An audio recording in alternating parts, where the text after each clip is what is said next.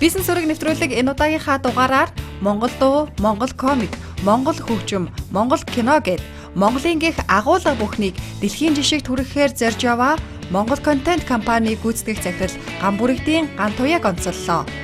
Та бидний GoGo Women сайтаар илүү сайн мэддэг Монгол контент компани амжилттай хэрэгжүүлж байгаа төсөл контентууд болон уран бүтээлч хүмүүсийг амжилттай ажилуулж чаддаг түүний удирдах арга барилын талаар ярилцсан нэвтрүүлгийг одоо хүлээн авна уу.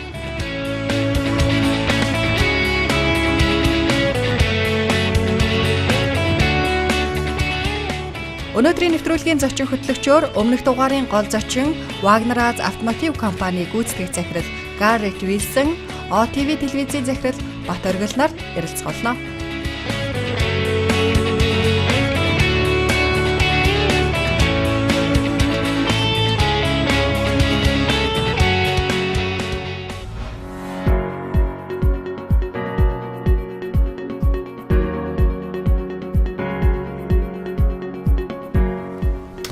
За сайн байна уу Гантай зөвлөө. За сайн байна уу.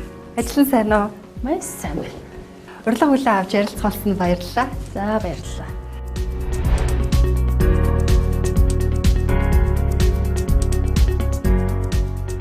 Ойрдоо та ямар ажил дээр төвлөрч ажиллаж байна? Ойрдоо юу? Энэ чинь шинэ жил болох гээд. Тэгээ шинэ жилээр ерөнхийдөө бас бүтээгдэхүүн үсгийн оргил борлуулалт байдаг. Тэгэхээр бид нэр шинэ жилийн үеэр ямар бүтээгдэхүүнээ яаж борлуулах вэ гэдэг төлөвлөлтүүд, бэлтгэл ажлууд. Тэгээ энэ нөгөө ихний хагасчлаад дүгнсэн тий. Манайх нөгөө санхүүгийн жилээр явдаг байхгүй юу? Бизнес төлөвлөгөө нь дүгнээд одоо аль ажил дээрээ дахин төлөвлөх үү, дахиж нөөцөө яаж хувирлах уу гэдэг дахиад төлөвлөлт, уулзалт. Ийм л ажилтай. Манай нэвтрүүлэг одоо зочныхоо офис ажил дээр нь очиж бичлэгээ хийдэг болохоор ер нь олон байгууллагуудын офисын онцлогуудыг харж явсан. Танай офис их нэлээд онцлог, уран бүтээлчд ажилладаг болохоор бас ийм байх, ингэж тохижуулах бас шаардлагатай байдаг бах тий. Яг офис гэдэг бол хоёр дахь гэр тий. Бид нар нийт 24 цагийнхаа за бараг л 8 гэдэг бол хамгийн бага цаг тий. 8-аас 10 цагийг өөрийнхөө офис дээр байгаа байхгүй.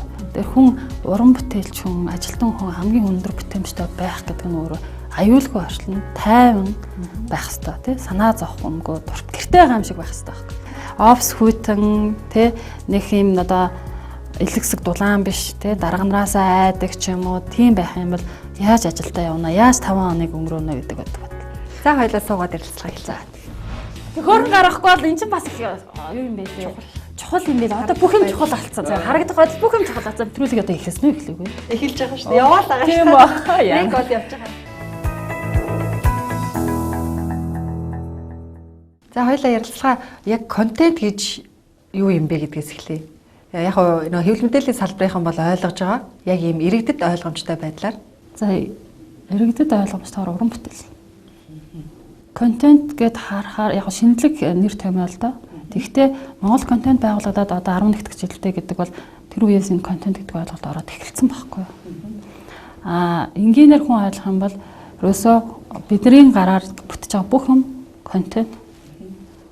Дуу, хөгжим, концерт, кино, одоо ном бүгд контент. Ер нь контент чинь үндс нь би 7 салбар байгаа гэдээ бид нодлон тодорхойлчиход байгаа. Нэгдүгээр кино урлагийн салбар. Кино салбар гэж байгаа. Нэгдүгээр том контентын салбар. Хоёрт нь хөгжмийн салбар. Гуравт нь бид нар айгуу том салбар гэж хараад байгаа нөгөө комик анимашны салбар.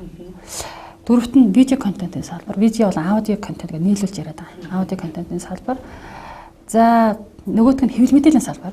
Тэ? Дахиад арт дизайны салбар, контент чиглэл нь өөрөө. Тэгээд хамгийн сүүлд нь болохоор ном паблиш хийж байгаа тийм номын салбар. Ингээ үндсэн 7 контентын салбар байна гэж харж байгаа. Тэгэхээр бол контент гэж харахаар яг энэ 7 юм л байна. Энэ дотор багтаж байгаа бүх юм. Контент ер нь яг миний амьдралд ямар хэрэгтэй юм бэ? Чиний амьдралд за хамгийн шаардлагатай хэрэгцээ бол за нэгдүгээрт бол мэдээлэл авах хэрэгтэй. Тэ? Мэдээлэл гэдэг чинь өдөр тутам авч явах хэрэгтэй. Цаг тутам авч чадах. Хоёрт нь мэдлэг өгөх хэрэгтэй. За гуравт нь нөгөө зугаацуулах хэрэгтэй. Тэ? Манай зугаацуулах үүрэгтэй контент наваасаа хөгжөд байгаа. Мэдлэг өгөх нөгөө соён гэгэрэлх контент бол айгүй бага байгаа. Соён гэгэрэлх контент руу нөгөө спонсорлдог ивент гэдэг байгууллагууд байдгүй учраас контент үйлдвэрлэгч соён гэгэрэлх контентыг бол төдийлөн үйлдвэрлэхгүй байна. Одоо хамгийн юу гэдгийг үзэгч Монгол контент гэхээрээ GoGo Women-ээр л баг тодорхойлох гэдэг шүү дээ. Тийм, аргагүй л дээ. Бид нар анх байгуулахдаа зөвхөн контентын одоо үйлчлэг эхэлж байсан. 7 оноос бид нар Google байгуулсан. Google ч одоо дараа онд 10 жил болох юм. Тэгээ нөгөө хэвлэл мэдээлэл гэдэг чинь хүнд аягүй амархан хүрчдэг тий. Учираас Google бол хүн болгон мэднэ. Монгол контент гэхээр бараг мэддэггүй. Тэгэхээр би бараг өөрөө заримдаа хүнтэй танилцахдаа нэрийн утсаа өгчөөд тэгээ ямар компани байдаг вэ гэхээр манайх нөгөө Google ингээ ирсэн гараад тэгэхээр тийм гэж ярьдаг байхгүй юу. Тэгэхээр өөрөө хамгийн хүчтэй хүрсэн брэнд бол ялчгүй Google тий 10 жил болцсон.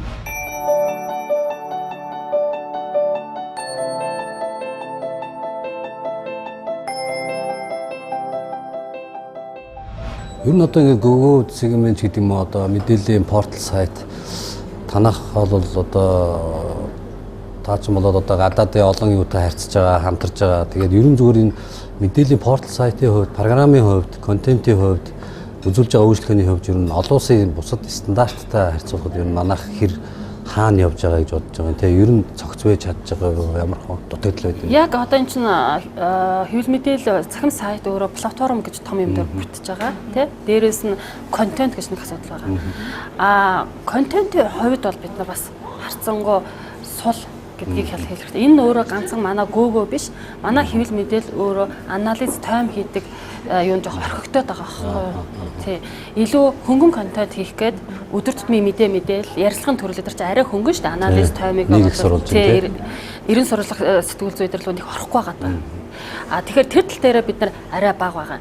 Яг платформ талд бол манайх бол айгүй төрөлө хөгжсөн юм байлаа. Бид нар Азийн Asian Network Agency-гийн AAN-ийн мембер болсон байхгүй сая. Тэгээ манай Зүүн Азийн 20-од орны одоо хэвлэл мэдээллийн байгууллага тэнд сүлжээнд байдаг байхгүй. Тэгээ бид нар өөрснийхөө мэдээг тийшээ нийлүүлдэг. Тэд нар таалагдсан мэдээг аваад надад мөнгө төлөх хэрэгтэй байхгүй. Уул нь бизнес нь тэр шүү дээ эйженсигийн тий. Тэгэхээр би гадагшаа мэдээгээ зардаг болж байгаа байхгүй. Тий. Тэгээд тэнд очиод манай ерөнхий редактор очиод ингээд хилцүүлэг хийгээд ингээд бүх юуны орон орны тэр нөгөө хэвлэл мэдээллийн байгууллагын портал сайтуудыг үзэхэд Google бол яг платформынхаа шийдэл тэр нөгөө user friendly талаас бол хөгжсөн байна гэдэг.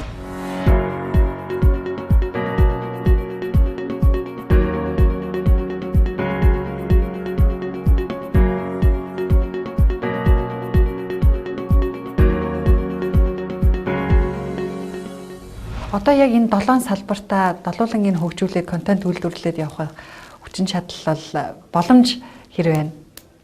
Яг нь контентын салбарын бүх юм руу орно гэхэр хүмүүс энэ 60 ажилтнтай компани яаж орох уу гэдэг өөр асуудал тий.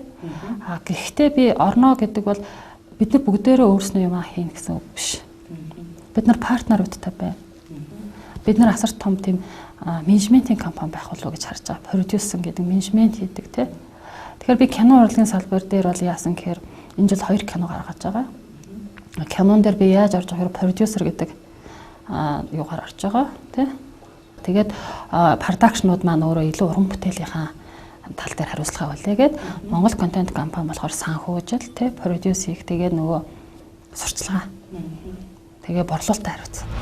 Бид нар гаднаад зах зээлд гарах кино дээр бас ажиллаж байгаа. Гэхдээ нөгөө шалгаруулалт хийгээ явгаад байгаа байхгүй. Яг үүндээ бас ингээ хараа бизнес талаасаа жоох хэцүү байгаа. Уулна сэтгэл бол байгаад байдаг.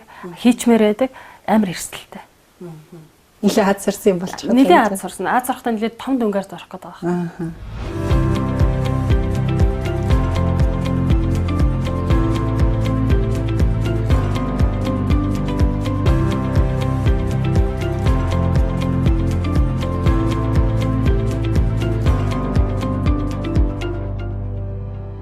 Яг хэвлэл мэдээллийн салбарын хувьд гэх юм бол танай бас нэг чиглэл контентын тийм ээ.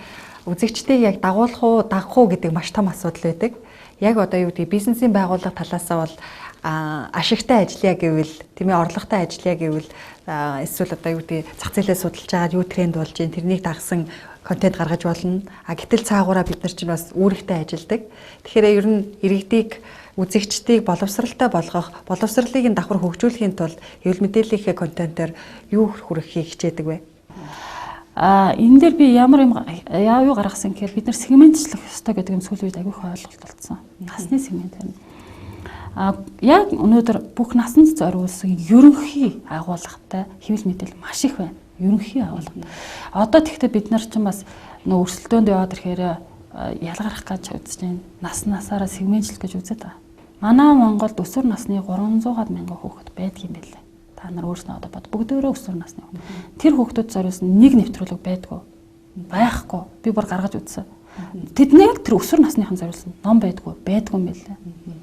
Өсвөр насныхан зориулсан төрөлсөн барааны дэлгүүр байдаг юм уу? Байдгүй юм байлээ.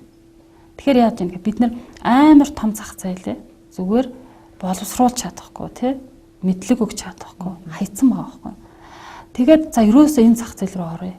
Энэ зах зээл өөрөө их сонирхолтой зах зээл, өсөж байгаа зах зээл.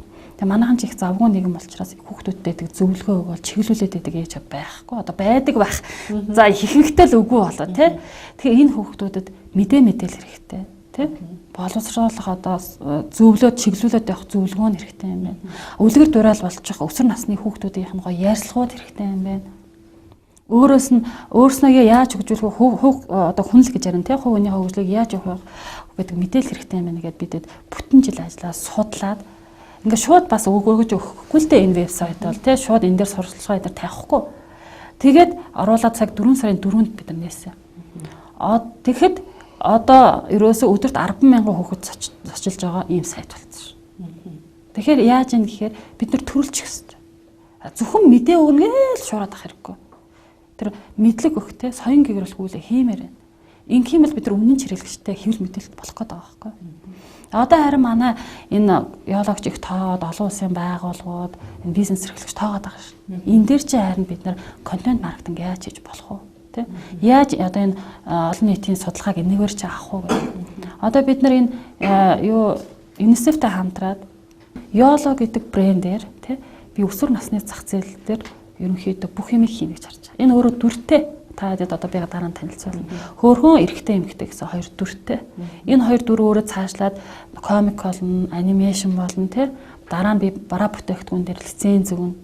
Тэгээ энэ өсвөр насных нь л ерөөсөө энэгээр бахархдаг тий. Энэ дээр л цуглардаг тийм бас нэг цаадал утгаараа дүр нөгөө талаасаа контент ингээд дахиад нэг талаас нь харахаа хэвлэл мэдээлэл үргэлж үздэг. За нэг онохгүй юм байна. Тий чамаг яагаад удаасан гэхээр нөгөө нэг юм ингээ олон нэвтрүүлэг яриад ахаар PR чан шиг болчих واخ гэд хоёлаа юмд хийсэн юмтай болж байгаа би яа гэдэг чинь тий. Одоо танахыг юу гэдэг нэгэнт видео контент бүтээж байгаа юм чинь яагаад телевиз байгуулаагүй юм бол? Би телевизийг судалсан. Яг телевиз өнөөдөр бизнес утгаараа явахгүй. Тэрнээс телевизтэй болчихсон телевизийн салбарт ороод тий бас өөрийнхөө хийсэн контентыг яг телевизийн платформоор хүнд хүргэе гэдэг бодол байгаа. Гэхдээ бизнес агуулгаар бол ашигтай биш. За Гаритас асуух асуулт байна уу? Монголыг өвөө бусад орнуудтай харьцуулж үзвэл ер нь манай танаа хэрэглэгч ер нь платформ тал дээр ер нь мобайл их үзээд байна. Эсвэл компьютер дээр ер нь аль платформоос ер нь хамгийн их хандаад ер нь танаа контентыг үзээд байна. Одоо ажлын цагаар шүү дээ. Ажлын цагаар 50% нь юунаас компьютераас 50% нь гар утаснаас. Оройн цагаараа 80% нь гар утаснаас, 20% нь компьютераас. Өөрөө энэ технологийн хөгжлийг дагаад явчихж байгаа. 3 жилийн өмнө бол нийт хандлтын бараг 80% нь компьютераас байсан. Тий. Тэгэхээр манад өөрөө гар утас аягүй сайн хөгжсөн. Монголд өөрөө хөгжсөн байхгүй. Яг тэр үзүүлэлт яг бидний яг орчин үеийн яг энэ нийгмийн хүмүүсийн яг ямар шинж чанарыг харуулж байна те. Магадгүй нөгөө өмнө манай нөгөө өвөг дээдсэн үеийн тэд нар бол маа нэг ном нээгээд бүр дуустал нь унцдаг байж болдог байсан бол одоо бидний анхаарлын яг анхаарал тавьж болох тэр чадна чинь бүр бага болсон. Хэд 30 секунд ч юм уу 15 секунд ч юм уу тийм жижигхэн клип үзэл тэгэл залхдаг ч юм уу. Мэдгүй магадгүй манай хүмүүсийн сэтгэл зүй бас хэрэглээний онцлог нь өөрчлөгдөд байгаа. Яг та энэ ажлаа хийснээс хойш хугацаанд хамгийн үр дүнтэй ажил төслөө юу гэж харах вэ? За компанийн хувьд бол бид нар бидний хийсэн бүх ажил үр дүнтэй шүү дээ. Одоо гүйцэтгэх захирлаар болоод төслүүдийн хувьд бол амжилттай. Гүйцэтгэх захирлаа болсныхоо дараа миний хийсэн ажил бол юу гэхээр би дандаа хүний судалгаа хийсэн. Би энэ компанид ямар хүмүүсийг ажилуулах вэ? Энэ компани ямар засаглалаар явах вэ?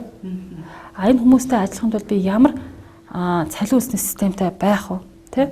Ямар өөрөг хариуцлагын журамтай байх вэ? Яг хэтэрхий official сонсогдоод байгаа. Энэ юмнуудаа боловсруулсан. Тэгээд ерөөсөө би сэтгэл зүйч гэж байдаг тий? Хүн судлах хэрэгтэй юм гэж харсан. Тэгээ хүн судалчаад дараа нь салбараа судалж эхэлж байгаа тий. Тэгтээ хүмүүсийг хаамдраа шүү дээ тий. Салбараа судалчаад за тэрэн дээрээсээ эхлээд манай компани бол ийм бүтцтэй, ийм онцлогтой, ийм цалин хөлс тийм үү? Үнэлгээний системтэй ийм компани байна гэж гаргаж ирээд тэгээд одоо яг гар нийлсэн бага бүрдүүлэл явж байна. Баг дотор манай хуучин ажилчид, хуучин багийнхан маань ч байна. Шинээр би авчирж байгаа хүмүүс ч байна. Тэр би хүн дээрээ л их амжилттай ажилласан гэдэг хүний нөөцийн бодлогоог сайн гаргасан л гэж хэлэх гээд байгаа.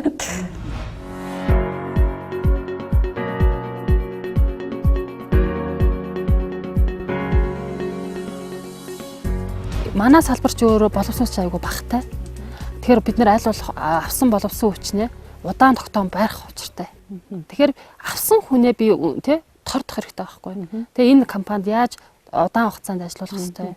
Яаж сэтгэл ханамжтай ажиллах хэрэгтэй тий? Яаж сэтгэл ханамжтай ажилласнаас гоё бүтээмж гарах хэрэгтэй гэдэг дээр хүний нөөц дээр яагаад? За одоогийн хүний нөөц маань яг за ийм байгаа юм байна. А энэ хүний нөөцөө би яаж чадахжуулах уу гэдэг асуудал яригдана. Чадахжуулахын тулд яаж тий ямар арга замуудыг хэрэглэх вэ? Хөшүүргөдөд хэрэглэж яаж тооцож байгаа байхгүй. А тэгээд одоо байгаа хүний нөөцөө би ямар арга зам хэрэглэх үү гэж тооцоод тий. Тэн чин гинт маргааш бүгд өөрчлөгдөн гэж байхгүй учраас дунд хугацаа буюу жил 2 жилийн төлөвлөлт гаргаж ирж. Төлөвлөлт гаргаад хүн үнтэйгээ уулзаа тий. Яах вэ, ийх үү яаж тохироод а тэгээд энэ багаа ингээ гоё яччих. Нэг ойлголцолтой очих, нэг зорилготой болчиход. Энэ баг өөрөө ингээд нэг кодоор яриад тий. Өнгөр аягүй сайхан сэтгэл ханамжтай, багийн ажиллагаа сайтай тий. Бүгд сайхан инээнсгэлсэн хүмүүс байгаад ирэхээр манай айлч төсөл өөрөө бүтэмжтэй байх үндэс нь болчиход байгаа. Тэгэхээр энэ 2 жилд явсан миний бүх төсөл амжилттай. Танад хүний нөөцийн аль байдгүй байгаа. Тэгэхдээ удирдахч өөрөө хүний нөөцөө өөрөө удирдах хэрэгтэй. Би 60 ажилтнуудаа жаргалтай нь уулзаад 60 ажилтныхаа жаргалангийнх нь би юуг судалгаа гэх гэр бүлийн байдлын судална. Онцлогийн судална. Юу сонирхоод байдаг, юун туртай байгаад байдаг. Дээрээс нь юуг судалгаа гэхээр энэ ажил мэргэжлэрээ ямар өөрийнх нь төлөвлөгөөтэй байгааг судална. Уран бүтээлч хүмүүсийг ажилуулах хөшүүрэг нь юу вэ? Одоо яг та түрүү хэлсэн те нөгөө авиасын менежмент хийх гэдэг. Тэр тал дээр таны явдал.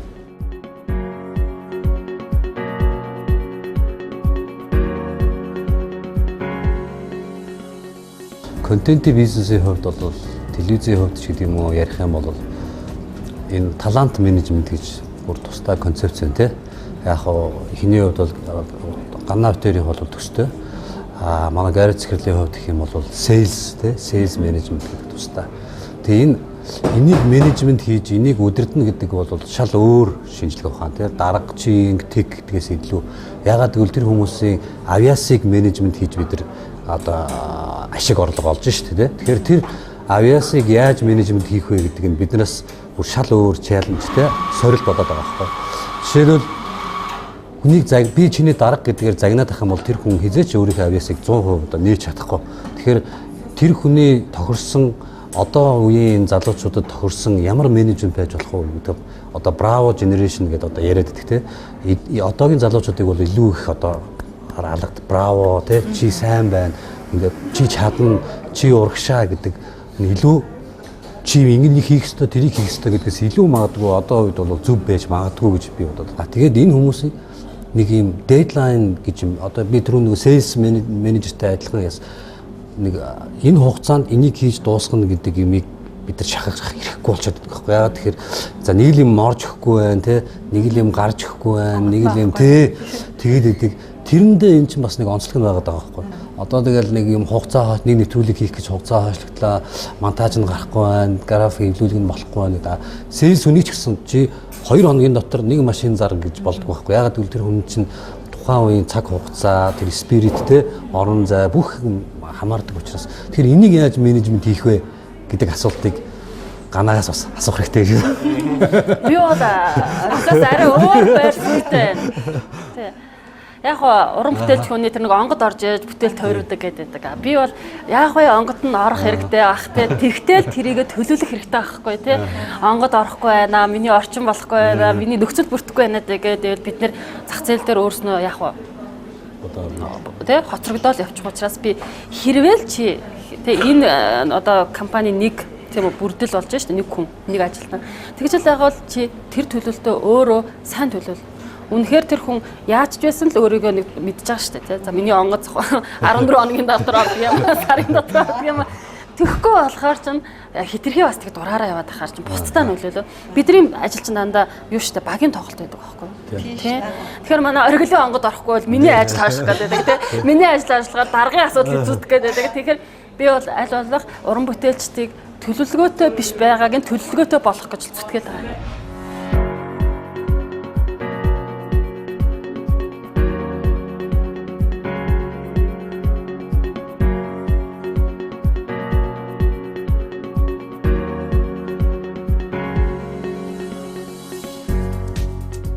Би чинь нөгөө нэг бас их жоохон нөгөө нээлттэй ажилтдаг шиг л нээлттэй ажилтдаг шүү дээ. Заавал хүн болгон full time ингээл өдөржингөө ажил дээр байх ёсгүй гэдэг юм.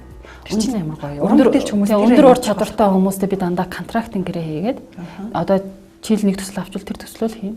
Надтай яг л юу гэрээгээ хийн, акшн планаа ярих хугацаанд байна. Тэгэл болоо. Үр дүн чухал. Үр дүн чухал. Тэгэхгүй бол чи хараа л да тий. Тэр хүн өөрөө зөндөө бодлон чадал байхад би тэр хүнийг амар өндөр үнээр цалинжлуулах боломж байхгүй тий. Дээрээс нь нэг компани тэр өндөрт потенцтэй ингээд одоо уран бүтээлч хүмүүс байх нь өөрөө хохиролтой шүү. Тэгэхээр төсөл дээр явах хэрэгтэй. Тэгэхээр би үндсэн ажилтан гэж манад байна. Хоёрт нь гэрээт ажилтан байна. Дараагийнх нь бүр нөгөө part time ажилтан. Тэгээд эрмүүтээр ажилтдаг. Юугаар ажилладаг? Эрмүүтэр гэдэг. Одоо монголоор юу гэх вэ? Алсын занаас ажилладаг гэж байна. За. Тэр чинь их гоё шүү. Бидний хийж байгаа юмнууд бүгд боломжтой байна. Алсын занаас ажиллах боломж бол хамгийн их байгаа нь энэ уран бүтээлийн салбар одоо ялангуяа сэтгүүл зүйн салбар дээр би заавал сэтгүүлчдийг өдөр болгон офс дээр авчих шаардлагатай. Яг тийм. Нэг ингээл офстоо ч юм уу нэг л нөгөө ширээнийхээ ард суугаал одоо ингээл гоё шин санаа гарах бүтээлчээр ажиллаж идэг юм уу. Тэгээ шахаад ах юм бол нөгөө хүнээс юу гарах юм бэ? Би ерөөсөө цаг бүртгэдэггүй менежер шүү. Энэ цагийн цаг бүртгэх систем систем байгаа л да. Гэтэ би тэгж яагаад чи 20 минут хоцорлоо цаг хоцорлоо ч гэдэг юм ярьдаггүй. Манайх өөрснөө тийм нэг соёлтой анханасаа цагаа бариад сурцсан өглөөсөн цагтаа ирдэг л дээ. Тэгэл нөгөө зарим өдрөө өдрийн цагаар 5 минут 10 минутаар хайж ивч гэдэг шүү дээ. Ер нь тэхгүй. Зүгээр л надад үр дүн чухал. Хүн хамгийн ямар үедээ бүтэмжих гардгүйгээ би бодож байгаа байхгүй. Хүн ямар ч юмд айх сандрах хэрэггүй байх хэрэгтэй тий. Товхтой ах хэрэгтэй. Нэг юм хүн айгаал болгоомжлол эхлэхээр бид нар бие хураачдаг шүү дээ. Өөрсөн дээрээ ч гэсэн бодоод үзэхээр тэгэхээр бүтэмж харахгүй шүү дээ. Энийг хийчүүд би нэрээ буруу юмыг алдчихвал яах вэ гэдэг айц тий. Тэгэхээр энэ компани дотор байгаа ажилтнууд маань гэртээ зүгээр л гэртээ гам шиг байдлахыг хүсэж байгаа. Хүн гэртээ ээж аавтайгаа айч харцдаггүй шүү дээ тий. Эцэг ихэн тушаач харцдаггүй байх гэж юу бодоод байгаа. Тэгэхээр манай компани бол нэг тиймэрхүү. Бүгдээрээ л ингээл орж гараад ярьж хөөрөл тий. Жохон ядруул тэндээ очиж суугаал тий. Зарим нь өдөөхийн орыг гаргаал энэ талд амарч мамраал ингээл байжт.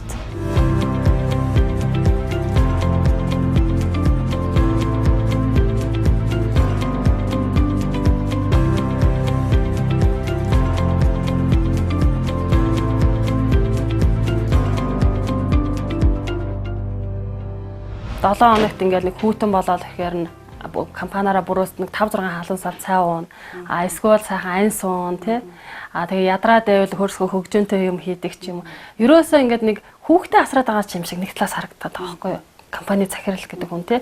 Хүүхдүүд нь өөрөө сэтгэл 100% ямар байна тий. Тэд нар юу хүсэж мөрөөдөд байна. Эдрийг яаж зохион байгуулчвал бүгднийх нь давуу тал гараад сул талууд нь цаашаа ороод амжилттай бүтээл гарчих уу гэдэг. Тэр би оддоо шүү дээ. Би 3 хүүхэдтэй ээж байлаа гэхэд компани удирж байвал нэг 60 хүнтэй тий. Нэг зөөр хатуулах ээж л байхгүй юу тий. Тэгэхээр би 60 хүнтэйгээ яг заруулантай нээлттэй ажилдаг. Нээлттэй бодлоготой барьдаг. Намайг ороод ирэхээр хүмүүс маань инээж яадаг.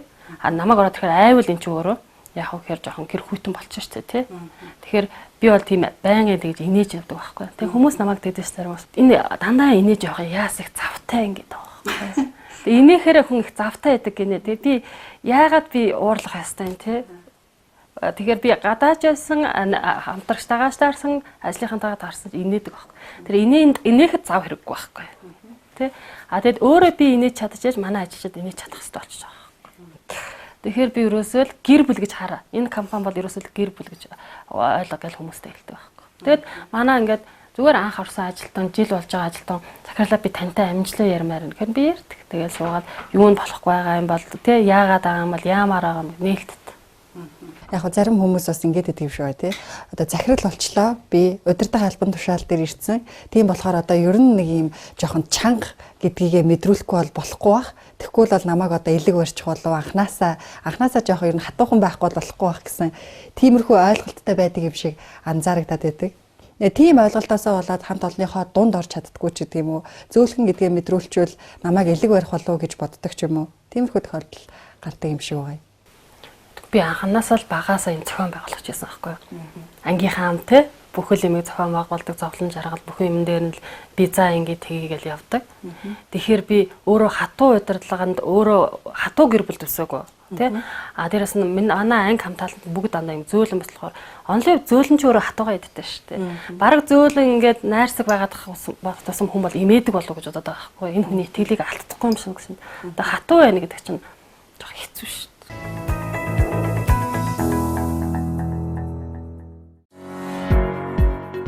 За болроо энэ манай нэг гоё өрөө Креатив рум гэж. Тий, креатив рум. Энэ өөрөө бол манай бүтээгдэхүүн үйлчлэгээ. Би одоо гоё ингээд эдгээр манай зураачид өөрснөө зурсан. Тий, тэгээд өөрийнхөө бүтээгдэхүүнийг ингээд тавьчихсан. Тэгээ энэ дотор яадаг вэ гэхээр ерөнхийдөө чөлөөт уулзалтууд хийдэг. Тэгээд энд уулнаг их гоё камин зоохоо гэдэг бид нар үүдэнд гаргаад тавьсан дулаахан. Тэгээ нэг гэрээ гэртээ аан шиг. Таны одоо нэг өмнөх нэг ярилцлагаас би харин сонссоо. Тэгээд энэ асуултыг асуух гал энэ яг одоо ийм хэвлэл мэдээллийн салбарт ёс зүйтэй ажиллахад бид нар өөрсдөө бас ажилчдынхаа цалин хангамжийг бас сайн байлгах ёстой гэд. Тэгэхээр ер нь одоо ажилтнуудын цалин ажлын үр дүнд яаж нөлөөлдөг бол?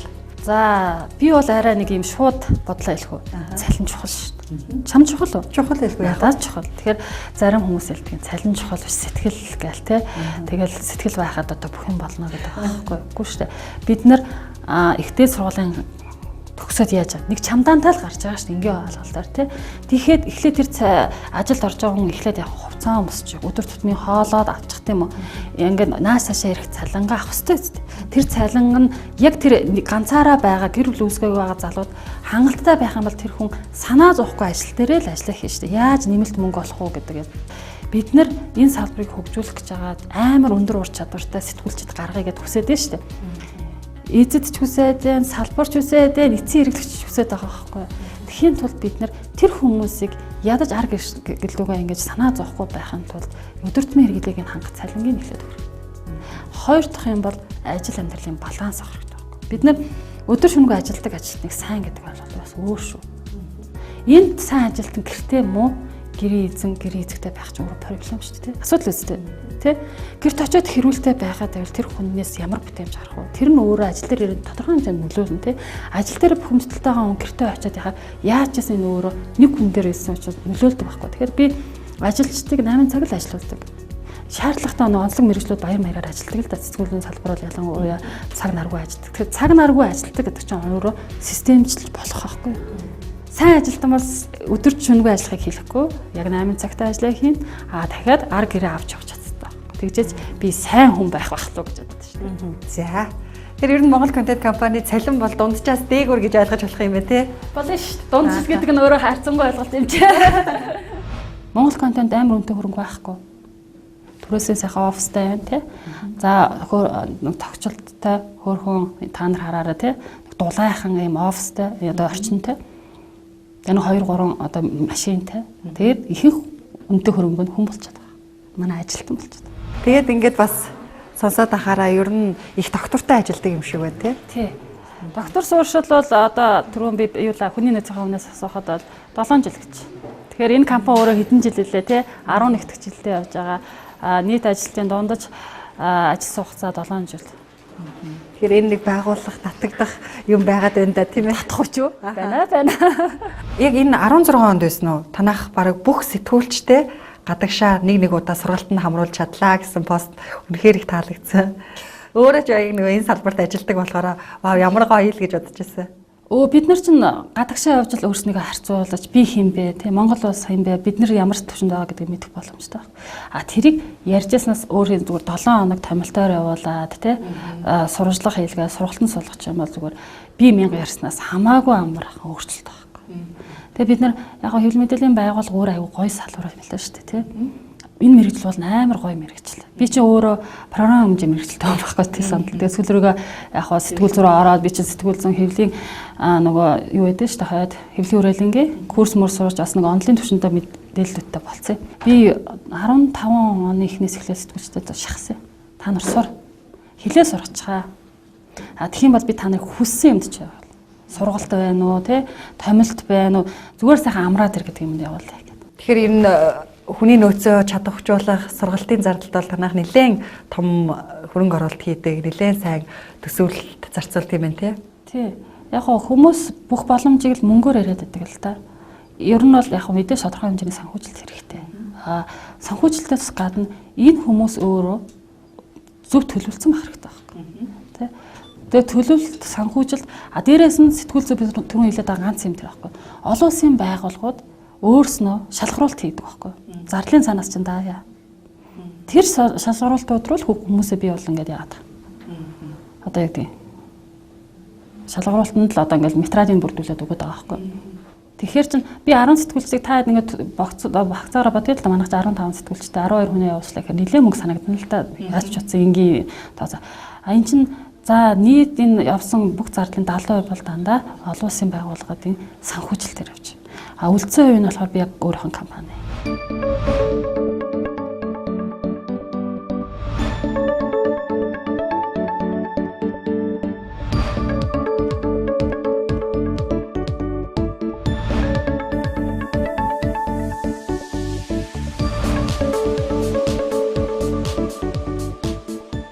Монгол контент компаниг таны ярианаас сонсох юм бол нэлээд юм бас юм тендерч ч гэх юм уу олон улсын юм шалгаруулалтанд их оролцдог юм шиг байгаа тийм ээ. Ядчил тэр сэтгүүлч нараа гэхэд одоо олон улсын дэмжлэгтэйгээр гадны сургалтуудад хамруулдаг ч гэдэг юм уу. Энд ер нь юу илүү их нөлөөлдөг вэ? Захирлын ур чадвар руу компани бас ер нь ажилласан туршлага уу?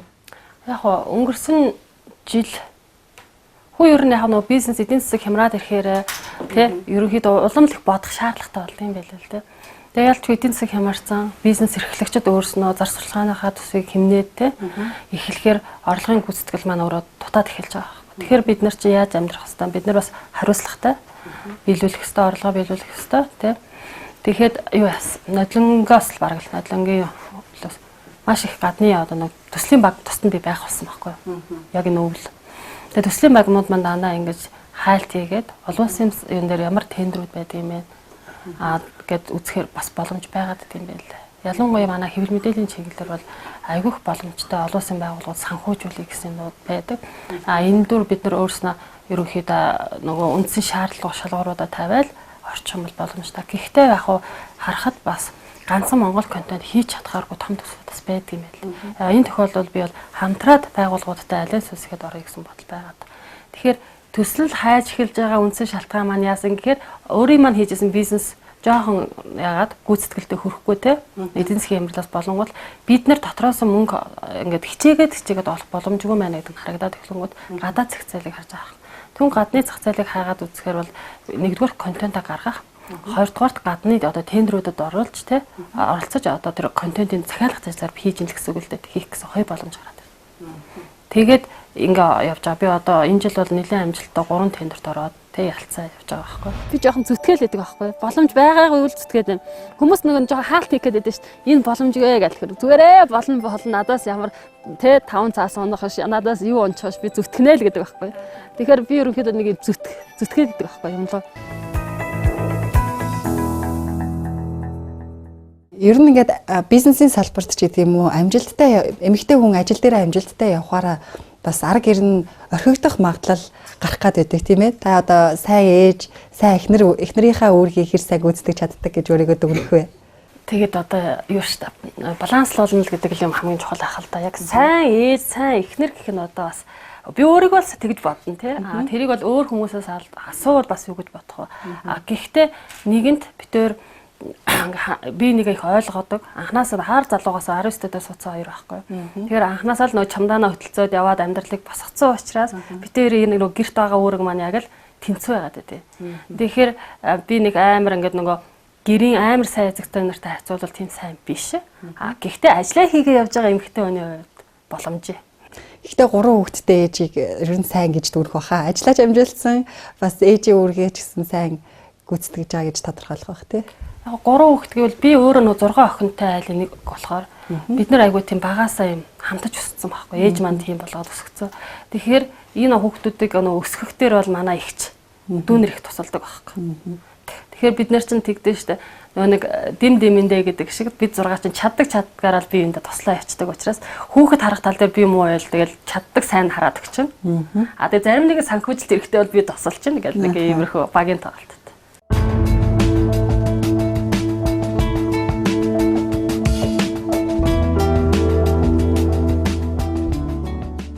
Өглөө 6:30-аас 7 цагийн хооронд тусаад орой 10 цагт унтдээ. Би өөдөө тэмүүлэл гэдэг номыг уншиж байгаа ш. Тэр ёстой манай нийтлэг монголчууд ч юм уу нийтлэг Монгол дотор байгаа эмэгтэйчүүдийн нөгөө өөртөө ихтгэлгүй те өөрийг багаар үнэлдгийн талаар идэм билээ. Ажлын төлөвлөгөөг за яг компани учраас өөрөө жилийн төлөвлөгөөтэй 3 жилийн төлөвлөгөөтэй те тэгээд дахиад задрахаараа хагас жилийн төлөвлөгөөтэй эдэргээ явчихна. Тэгээд тэндээсээ харгаж агаад би ч нэг өдрийн төлөвлөгөө бас гараад 7 хоног гэж жижигрээ явчих. Ер нь хамгийн том нь бол 3 жилээсээ эхлээд 1 жил, хагас жил 7 хоногийн төлөвлөгөө. Цаг эмнэлэг арга би өөрөө чадахгүй юм заавал өөрөө чадах гэдэг ухаад байхгүй. Чаддаг хүмүүстэй хамтраад зөвлөгөө аваад ч юм уу тэгэл хамтраа ажилладаг. Бид нар ч нэг юунда компанидаа нөгөө юу лидершип манлайлалын сургалтууд авдгийн тэгээ нөгөө менежментийн тимтэй манлайлалын сургалтанд суусан. За, ментор харуул салбар дээр өөр тий. Тэгээ одоо жишээлбэл би кино урлагийн салбар дээр гэхэд нэг тий хамгийн сайн зөвлөгтэй хамтраад ажилладаг. Комик анимашн дээр бас зөвлөгтэй. Тэгэхээр салбар дээр бол ерөнхийдөө мэргэжлийн талаасаа бол зөвлөгөөтэй хамтардаг. Яг уу одоо ч өөрөө их сонирхолтой. За залуу байхад их кино үздэг гэсэн бол одоо бол нэг кино үзэхгүй. Тэгээ ажил мэргэжилтэйгээ холбоотой ч юм уу нөгөө телевизийн шоунууд эсвэл гой нэвтрүүлгүүдийг яг нэг цаг гаргаад үзүүлж. Хүмүүсийн хашраад байгаа зүйлийг л яадаг би хийгээд үзье гэж бодоод байдаг шин. Ер нь гэр бүлийнхэнтэйгээ л өнгөрүүлнэ дээ. Ойрын хугацаанд яг бид нар нөгөө энэ комик анимашны салбар руу энэ жил одоо өнгөрсөн жилээс ороод яг анимашныг бид нар энэ жил хийж байгаа байхгүй хүүхэлдэйн кино гэсэн үг шүү дээ. Энэ дээр яг тэр энэ салбар өөрөө яаж явдгийг тэ энэ салбарыг яаж Монголд нутагшуулах уу гэдгийг л судлаа гэж боддог. Түрүү нэрээ хоёулаа бас ярьж байхад нэлээд одоо Монгол контент компани гадны тендерт их оролцож авдгаа хамрагдаж чаддаг гэд тэрэн дээр та одоо анх бас таны өмнө ярилцлагуудыг уншижсэн л та Mobicom компанид ажиллаж байхдаа орон сууцны одоо ипотекийн зээл гэж гараагүй байх үед байрны лизингд хамрагдаж чадчихсан гэд тэр чи их явтай хүн чинь нөгөө аминдаа тулхаараад арга шийдэл хайж байгаа нь тэр шүү дээ тий. Би тэр чин Гтэмсийг 2000 онд төгссөн. Тэгээ хоёулаа нэг чамдаантай. Тэгээ ягаа өчгөө бас 3 дугаар курстай хүүхдтэй болцоо. Тэгээд ваахан ингээл дүүрэг олонд байр хөслөөд явж байгаа. Тэгээ байр хөсөлжсэн хүн чинь байртай болох нь мөрөөдөл юмсэн. Тухайн үед бол нэг өрөөл байр мөрөөд шүү дээ. Тэгээ байжсэн чинь сонио гарч ирсэн чинь Азийн хөгжлийн ядууруулахыг бууруулах төсөл гэж. Яг тэгдэг нэг ядууруулах бууруулах төсөл. Тэгээ харсан чинь тэр их хилжсэн үгүй юу ямар жисэнгээ унссан чинь 2 жил нэг газараа доктор сурчлагтай ажилласан байх хэвээр. Ингээл яг нөгөө тийм нийгмийн даатгалтай хоёулаа ажилтаа байх хэвээр. Гээд нэгэнд болмоор юм санагдаад байсан. Тэгэхээр нэг тэр хоо үед чинь нэг 12 листлээсэн юм да. Бүгднийг бүрдүүлж эхлээл. Тэгээ очисан. Энд чинь нэлээд явдсан маа 2-3 сар явдгийн тэр зээл хөөцөлтнөөс тийм ч амар байгаагүй. Тэгээд урьдчилгаа 30% гэдэг чинь. Тухайн үед байрч их гайгүй үнэтэй байсан. 2 өрөө байр 18 сая штэ. Тэгээ урьдчилгаа 30% гээд 30% гэсэн чинь бас 30% байдаггүй. Ямар хүн амтнаас гойсон ч тэр үед байгаагүй штэ бүгд адилхан юм чинь. Тэгээд яг захирал дээр ороод 30% бийгээд төлөхсөн юм аа. 18 сая 30% чи хэдэн төгрөг юм бэ? 4-5 сая юм тий? 5 сая гарна. Тэгээд би цалингаа жилээр нь орчилж авъя. Тэгээд би 30% нөгөөё гэд. Тэгээд захирал тухайд нэмсэн. Тэгээд яг анхны зээлд орчихсон. Тэгэл тэр зээлэл бүх хүн зааж өгч байгаа юм шиг. Найзууд минь тийм боломж байна. Тэ энэ ёстой бид нар шиг хүмүүс бол таатай байдаг нэгээд тэгэл тэр зээл рүү ингээд манайха хөөрж байгаа юм чаа. Тэгэнгүүт манай энэ Mobicom Group ер нь энэ ажилчдыг доктор сургалтад байлгахын тулд хэрвээ урьдчилгаа 30% бэлдээд өгчих юм бол орон сууцны зээлд хамрагдаж болох юм байна гэдэг юг хараад тэ боломжийг хараад тэгээд анх Mobicom Group өөрөө баг санхүүгийн байгууллага байгуулсан. New Fund гэдэг. Тэгээ энэ New Fund-оор чинь Mobicom-ийн маш олон хүмүүс байртай болсон шүү дээ. Дандаа 30%-ийг нь тэд нар өгөөд банк нь үлдэглэлийн өгөөд. Манай Mobicom-оор дамжсан 1000 хүн бол энэ New Fund-оор санхүүжиж орон баштаа болсон. За асуух юм байна. Байхгүй бол ингэ дуусах уу тий. За баярлалаа. Нэг юм уламжлал өгье.